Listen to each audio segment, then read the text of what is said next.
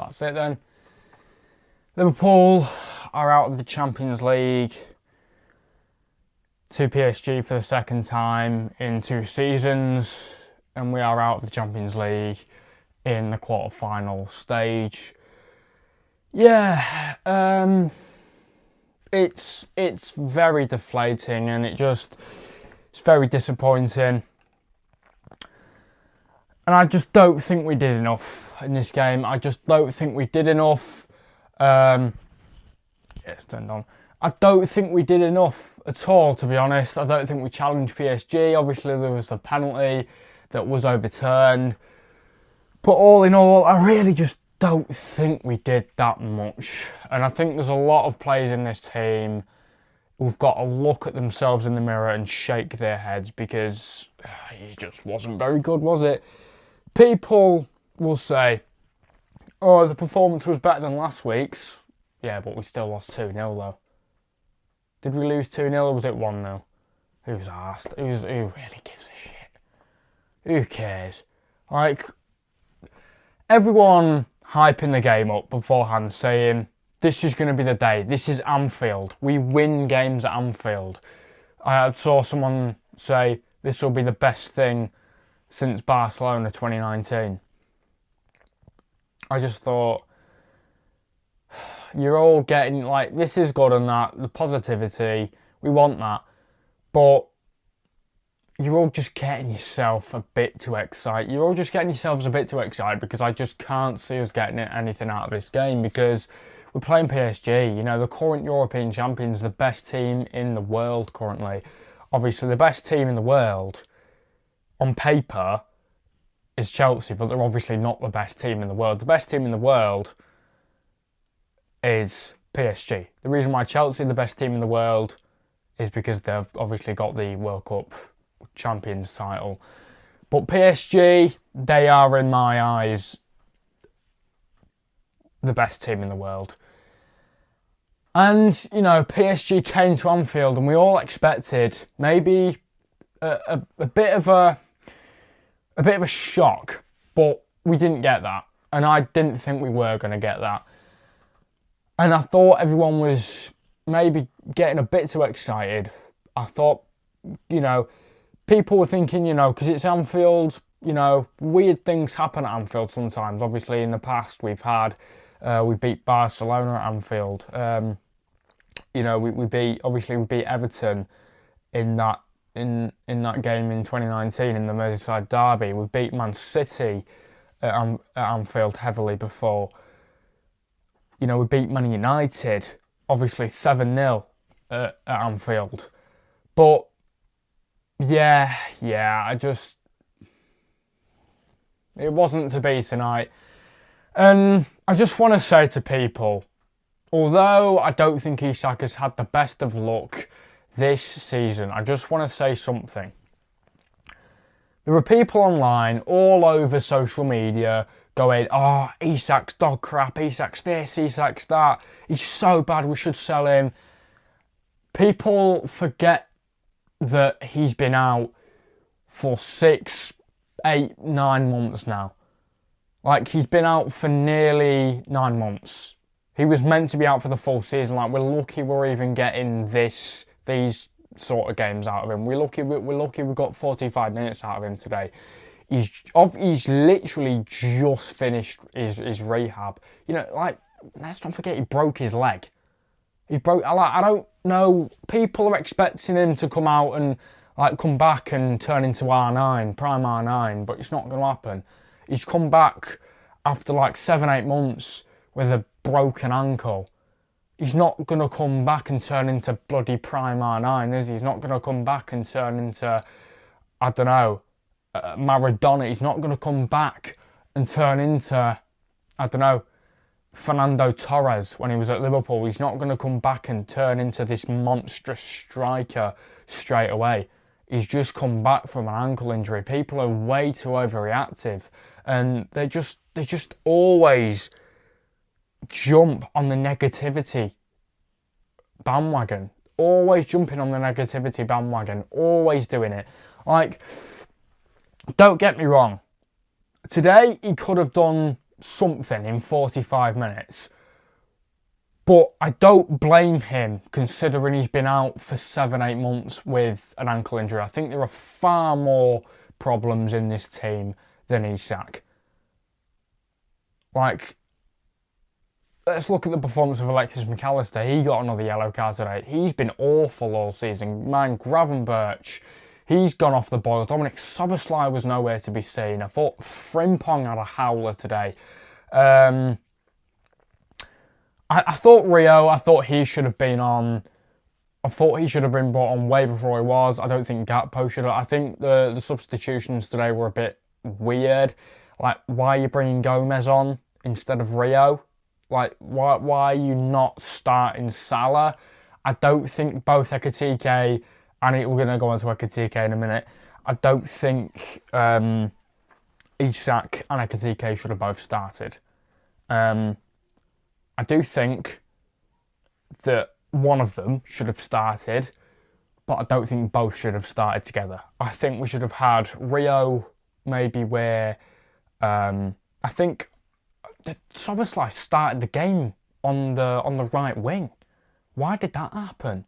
Why, like, these weird position changes that Arne Slot is doing really, really strange. Like, why are we starting Dominic Szoboszlai, who's a midfielder? Is he defensive or attacking? I think he's attacking midfielder. Why are we starting an attacking midfielder on the right wing? Bear in mind that he's also played at right back this season as well. And it didn't really change anything.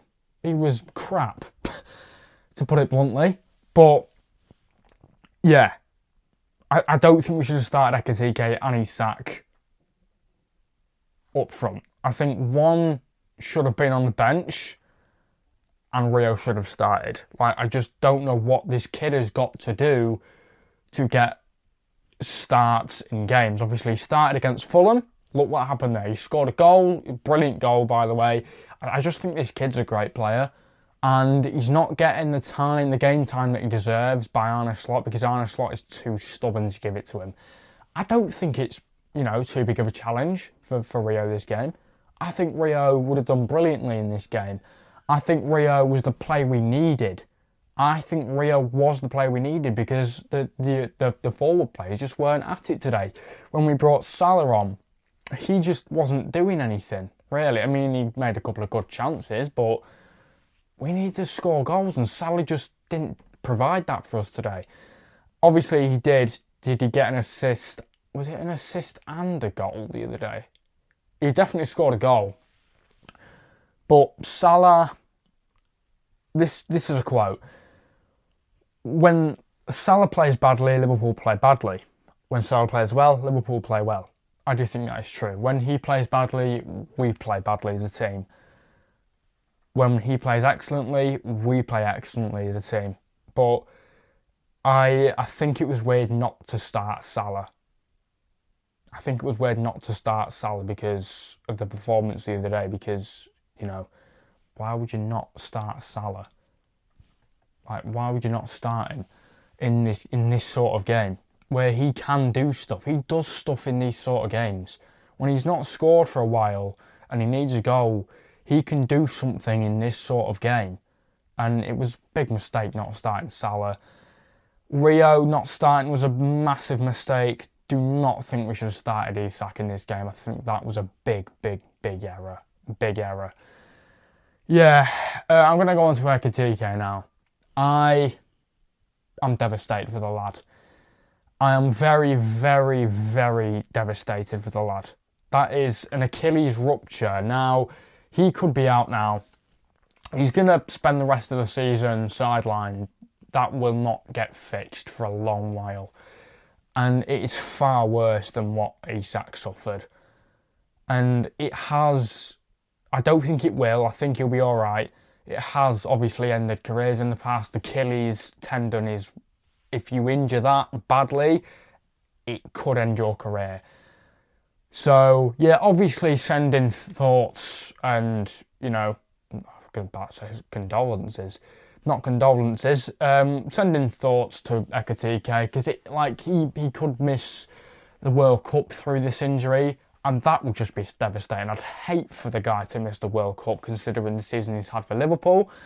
And, you know, just hoping he's back before the start of... I just don't know if he will be, though. Like, I did see someone put on Twitter that the absence for a Achilles injury could be 9 to 12 months. Now, if he's out for that period of time, wow.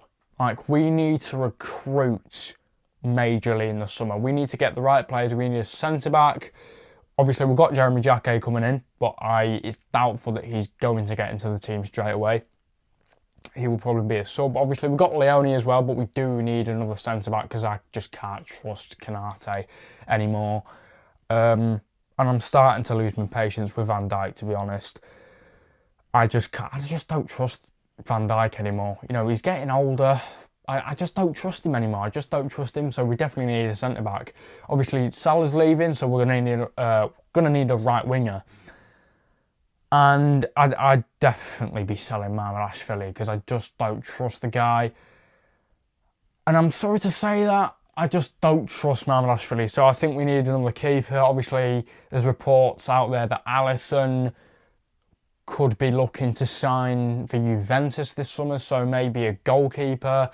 I think we need to look for a new goalkeeper, a new first choice keeper anyway, because Alisson just... As I was saying, I think we do need to get a new first choice goalkeeper because Alisson just gets way too injured.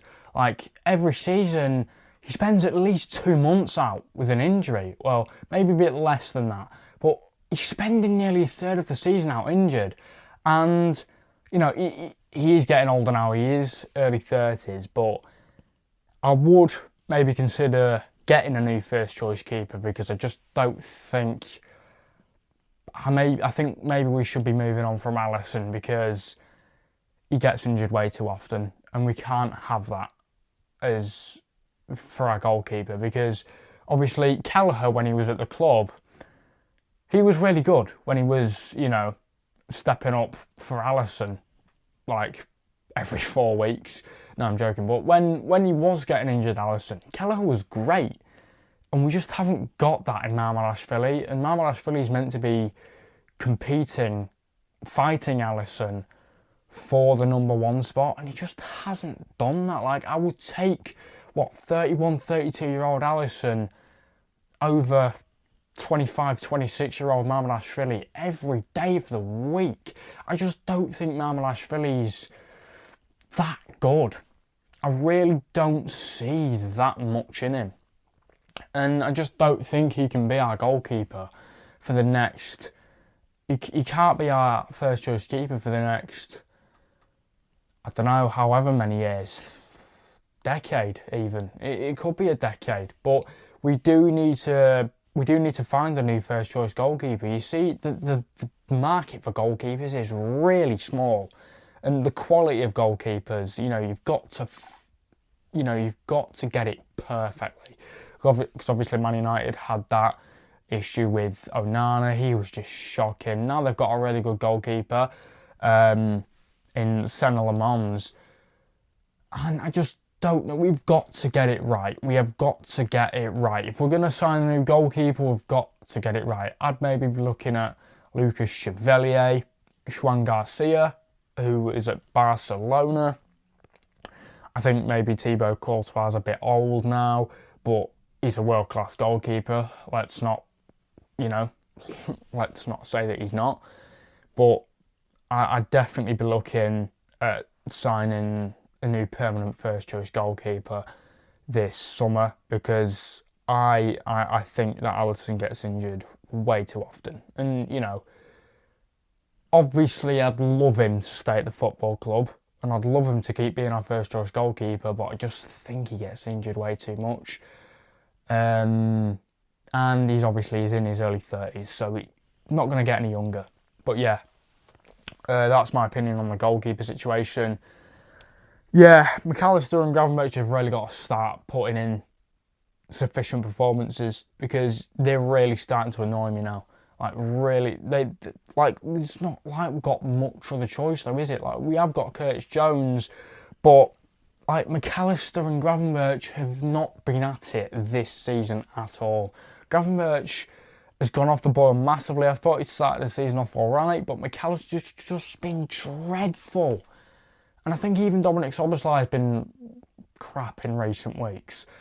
Like, the performances of the midfield players just isn't it at the minute. Just is not it. And, you know, this is the midfield that won us the Premier League last season. This was a world-class midfield last season. And now it's just turned to utter sludge. Like, Dominic Szoboszlai, don't get me wrong, he's been one of our best players, if not our best player this season. But he was missing tonight's game. I just didn't think he had much of an impact. Is that just me, or does anyone else think that? But yeah, if you enjoyed that video, you know what to do, which means like, subscribe, turn your post notifications on, and I will see you lovely lot in the next one. Please take care of your beautiful selves. And as always, peace out. See you in the next one.